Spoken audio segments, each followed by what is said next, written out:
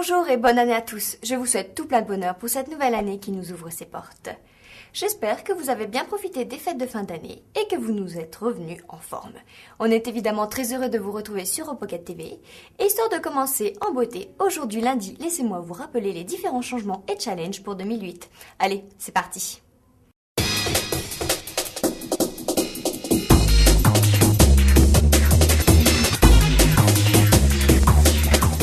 Le logo est prêt, mais le site web n'est pas encore tout à fait au point. Et oui, la roue tourne, c'est maintenant au tour de la Slovénie d'assurer la présidence de l'Union européenne. Comment se décrivent-ils? Solide, obstiné et indépendant. Un bon point pour eux au vu des challenges qui les attendent. La ratification du traité de Lisbonne, le climat, l'énergie, les Balkans et le dialogue entre les différentes cultures, croyances et traditions. Car ne l'oublions pas, 2008 c'est l'année du dialogue interculturel.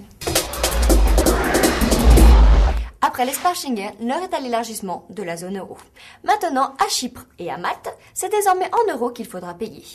Ce bloc monétaire regroupe donc depuis la semaine dernière quelques 318 millions de personnes. Un bien pour le tourisme et la croissance de ces deux îles méditerranéennes, même si leurs habitants craignent une hausse des prix.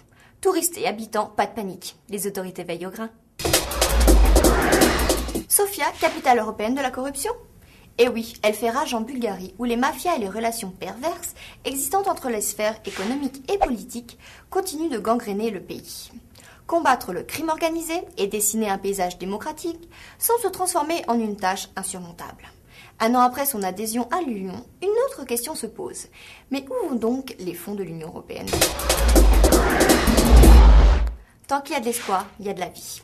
L'ONU et l'Union européenne se sont donc mobilisés, en collaboration avec l'organisation Oceana, pour sauver la vie de millions de requins qui jouent un rôle essentiel dans l'équilibre de l'écosystème marin.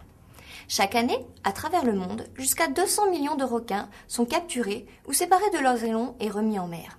Arrêtons ce massacre. Soufflez, vous saurez. Ce nouveau slogan de la sécurité routière était partout. Mais peut-on réellement se fier aux éthylotests? Telle est la question. Un automobiliste pris en faute avec un taux d'alcoolémie de 1,4 g a obtenu gain de cause. Pourquoi? Car il semblerait, selon la notice d'un éthylomètre classique, qu'il faille attendre 30 minutes avant de souffler et non pas 3. Pour qu'aucune substance ingérée ne vienne altérer le test. Enfin, de toute façon, celui qui conduit, c'est celui qui ne boit pas, non? Après la Wii, Facebook et le iPhone qui ont fait fureur en 2007, que nous réserve donc 2008?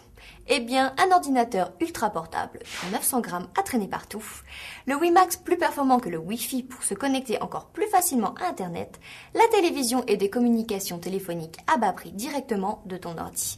2008 s'annonce technologique. La petite pilule bleue a 10 ans. 10 ans qu'elle satisfait, dans 120 pays, environ 30 millions d'hommes et de femmes. En 1998, le Viagra fait une entrée remarquable sur le marché, telle une promesse de changement et de bonheur. Et même si cette pilule magique a suscité de nombreuses critiques, elle a su tenir ses promesses. Son homologue féminin a d'ailleurs récemment vu le jour, Womanra. Pilule rose pour elle, pilule bleue pour lui. La nouvelle année s'annonce hot. Voilà, la première de l'année, c'est fini. Mais sans faute, on se retrouve demain ici même à Opocket pour d'autres news. Encore une fois, très très bonne année 2008. Ciao, ciao.